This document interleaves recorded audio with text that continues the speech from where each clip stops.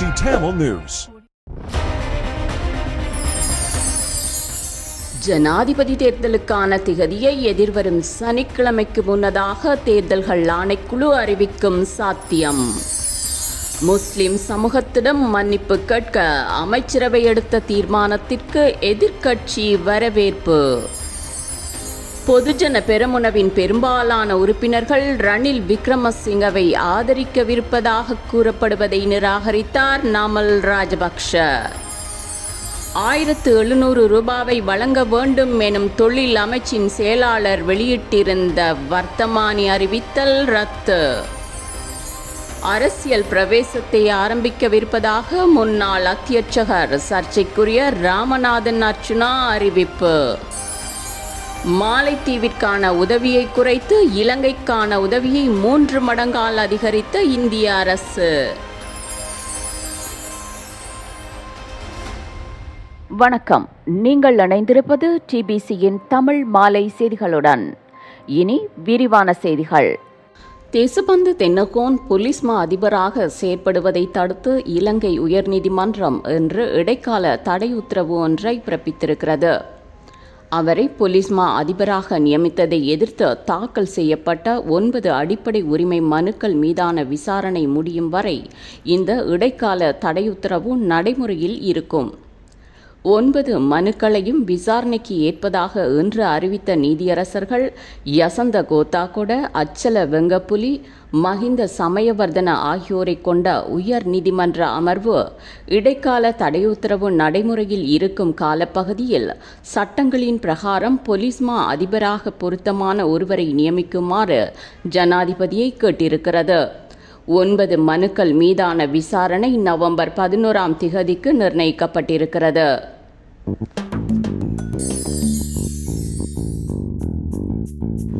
ஜனாதிபதி தேர்தலுக்கான திகதியை தேர்தல்கள் ஆணைக்குழு எதிர்வரும் சனிக்கிழமைக்கு முன்னதாக அறிவிக்கும் என்று கூறப்படுகிறது. அநேகமாக அந்த அறிவிப்பு நாளை மறுதினம் வெள்ளிக்கிழமை வெளியாகும் என்று எதிர்பார்க்கப்படுகிறது. ஜனாதிபதி தேர்தலுக்கான திகதி ஏற்கனவே நிர்ணயிக்கப்பட்டுவிட்டது. நாளை நடைபெறும் தேர்தல்கள் ஆணைக்குழுவின் கூட்டம் வழமையான ஒன்றே தவிர திகதியை நிர்ணயிப்பதற்காக கூட்டப்படும் ஒன்று அல்ல என்றும் வார இறுதிக்கு முன்னர் ஜனாதிபதி தேர்தல் தொடர்பான வர்த்தமானி அறிவித்தல் வெளியாகும் என்றும் வட்டாரங்கள் கூறுகின்றன.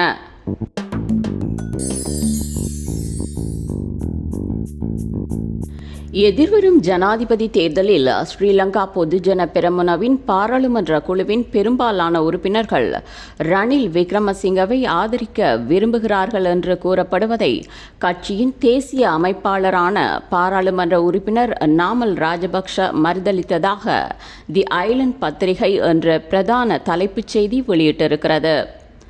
ஜனாதிபதி தேர்தலில் எத்தகைய அணுகுமுறையை கடைபிடிக்க வேண்டும் என்பதில் பொதுஜன பெரமுனவுக்குள் வேறுபட்ட கருத்துக்கள் நிலவுகின்றன.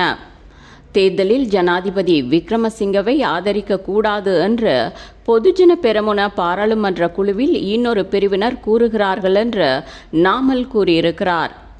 பொதுஜன பெரமுனவின் பாராளுமன்ற குழுவில் பெரும்பான்மையானவர்கள் விக்ரமசிங்கவை ஆதரிக்க வேண்டும் என்று நம்புகிறார்கள் என அமைச்சர் காஞ்சன விஜயசேகர அண்மையில் செய்த அறிவிப்பு குறித்து நாமலிடம் ஊடகங்கள் வினவின. கட்சியின் தலைவர் மஹிந்த ராஜபக்சவும் தனது மகனிடமே இதற்கான பதிலை கேளுங்கள் என்று கூறியிருந்தார். பாராளுமன்ற குழுவில் ஒரு பிரிவினர் ஜனாதிபதியை ஆதரிக்கிறார்கள், இன்னொரு பிரிவினர் அவரை எதிர்க்கிறார்கள். எதிர்ப்பவர்களே பெரும்பான்மையானவர்கள் என்று நாமல் கூறியிருக்கிறார்.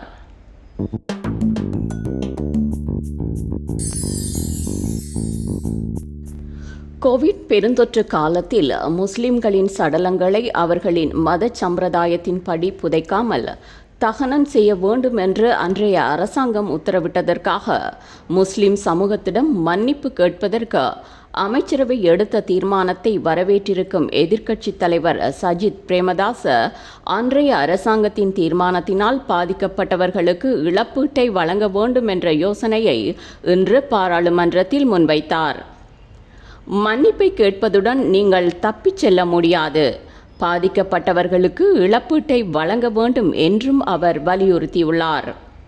முஸ்லிம்களின் சடலங்களை தகனம் செய்வதற்கு பிறப்பிக்கப்பட்ட உத்தரவிற்கு பொறுப்பானவர்கள் தண்டிக்கப்பட வேண்டும் என்று பாராளுமன்ற உறுப்பினர்கள் ALM அதாவுல்லாவும் முஜிபுர் ரஹ்மானும் கோரிக்கை விடுத்த அதே வேளை உண்மையையும் நல்லிணக்கத்தையும் பொறுப்புக்கூறலையும் உறுதிப்படுத்துவதற்கும் பாதிக்கப்பட்ட குழுக்களுக்கு இழப்பீட்டை வழங்குவதற்கும் சபையில் பிரேரணை ஒன்றை கொண்டுவர வேண்டும் என்று ஹர்ஷடி சில்வா கேட்டுக்கொண்டார்.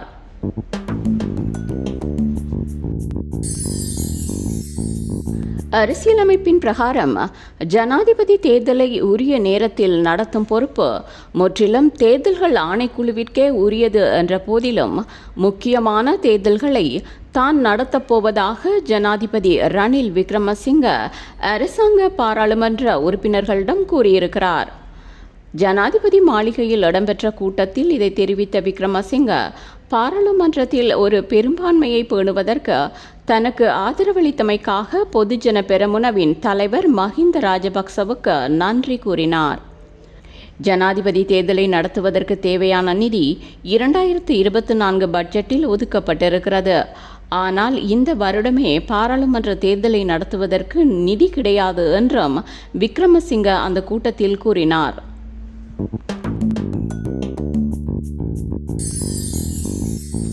பெருந்தோட்ட தொழிலாளர்களுக்கு தினச்சம்பளமாக 1700 ரூபாவை வழங்க வேண்டும் என்று தொழில் அமைச்சின் செயலாளரால் வெளியிடப்பட்டிருந்த வர்த்தமானி அறிவித்தல் ரத்து செய்யப்பட்டிருக்கிறது. தன்னால் கடந்த மே மாதம் 21ஆம் திகதி வெளியிடப்பட்ட வர்த்தமானி ரத்து செய்யப்படுவதாக அறிவித்து தொழில் அமைச்சின் செயலாளர் RPA விமலவீர இம்மாதம் 10ஆம் திகதியிடப்பட்ட வர்த்தமானியை வெளியிட்டிருக்கிறார். இந்த 1700 ரூபாய் சம்பளத்தை தோட்ட தொழிலாளர்களுக்கு கிடைக்கச் செய்வதற்கு சம்பள நிர்ணய சபை ஊடாக அரசாங்கம் நடவடிக்கை எடுக்கவிருப்பதாக அறிவிக்கப்பட்டிருக்கிறது.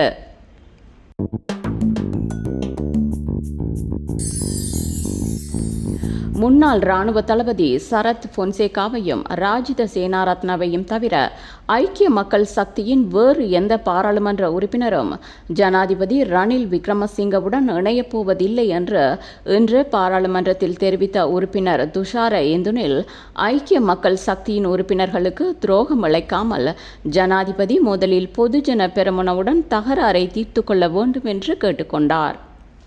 பரவலாக கூறப்படுவதை போன்று ஐக்கிய மக்கள் சக்தியைச் சேர்ந்த 20 பாராளுமன்ற உறுப்பினர்கள் ஜனாதிபதியுடன் இணையப்போவதில்லை. பதிலாக மற்றைய தரப்பில் இருந்து 35 தொடக்கம் 40 வரையான பாராளுமன்ற உறுப்பினர்கள் ஆகஸ்ட் 8ஆம் திகதி சஜித் பிரேமதாசவுடன் இணையப் போகிறார்கள் என்றும் இந்துனில் சபையில் கூறினார்.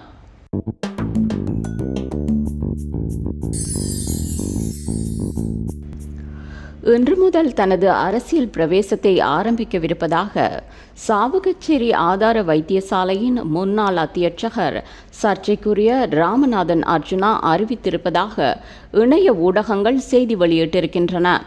விரைவில் புதிய அரசியல் கட்சியை தொடங்கவிருப்பதாகவும் இன்னொரு கட்சிக்குள் சென்று அவர்களின் கொள்கைகளை மாற்ற விரும்பவில்லை என்றும் முகநூல் நேரலையில் கூறியுள்ள அர்ஜுனா மக்களின் நேர்மையான அரசியல் தலைவராக இருப்பேன் என்று குறிப்பிட்டுள்ளார். முதலில் அரசியலுக்கு வர விரும்பவில்லை, எனினும் தற்போது நேரடி அரசியலுக்கு வர தீர்மானித்திருக்கிறேன். அதற்காக புதிய அரசியல் கட்சியை தொடங்கவிருக்கிறேன். இளைஞர்களையும் படித்தவர்களையும் இணைத்து கொண்டு உண்மையான அரசியலை செய்யவிருக்கிறேன். எனக்கு நிதியுதவி செய்ய விரும்புகிறவர்கள் என்னுடன் நேரடியாக தொடர்பு கொண்டு வழங்குமாறு கேட்டுக்கொள்கிறேன். தமிழுக்கு அழகென்று பெயர், அதுபோல் நாங்கள் அழகான அரசியல் ஒன்றை செய்வோம் என்று முகநூல் நேரலையில் அர்ஜுனா கூறியதாக செய்திகள் வந்திருக்கின்றன.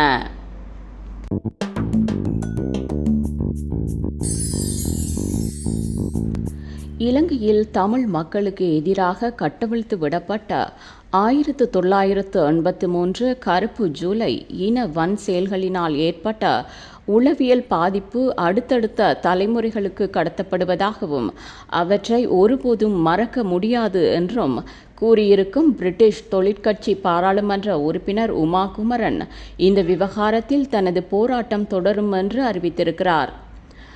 பிரிட்டனில் பாராளுமன்ற உறுப்பினராக மக்களால் தெரிவான முதல் தமிழ் பெண் என்ற பெருமைக்குரிய உமா குமரன் தனது உத்தியோகபூர்வ எக்ஸ் தளத்தில் செய்திருக்கும் பதிவில் கருப்பு ஜூலை இனவன் செயல்கள் இடம்பெற்று இன்று 41 வருடங்கள் கடந்துவிட்டன. தமிழர்கள் மத்தியில் மிகவும் மோசமான தாக்கத்தையும் தமிழரின் அரசியல் வரலாற்றில் முக்கிய திருப்பங்களையும் ஏற்படுத்திய குறித்த இனவன் செயல்கள் தொடர்பில் நீதியோ பொறுப்புக்கூறலோ நிலைநாட்டப்படவில்லை என்றும் கருப்பு ஜூலையை அடுத்து உலக நாடுகளுக்கு புலம்பெயர்ந்த தமிழர்கள் நீதிக்காக தொடர்ந்தும் காத்திருப்பதாக குறிப்பிட்டிருக்கிறார்.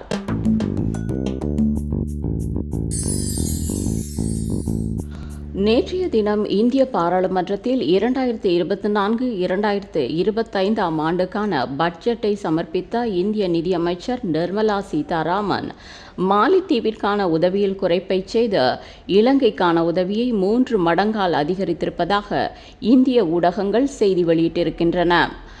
மாலிதீவில் சீனாவிற்கு சார்பான புதிய ஜனாதிபதி முகமது மொய்சோ பதவிக்கு வந்ததை தொடர்ந்து இவ்வருட ஆரம்பத்தில் இந்தியாவிற்கும் மாலிதீவிற்கும் இடையில் மூண்ட ராஜதந்திர சர்ச்சை காரணமாக உறவுகளில் பதற்றம் நிலவுகின்றது.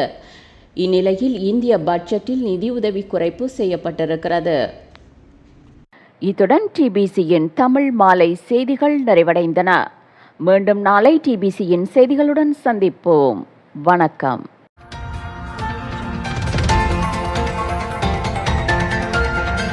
TBC Tamil News.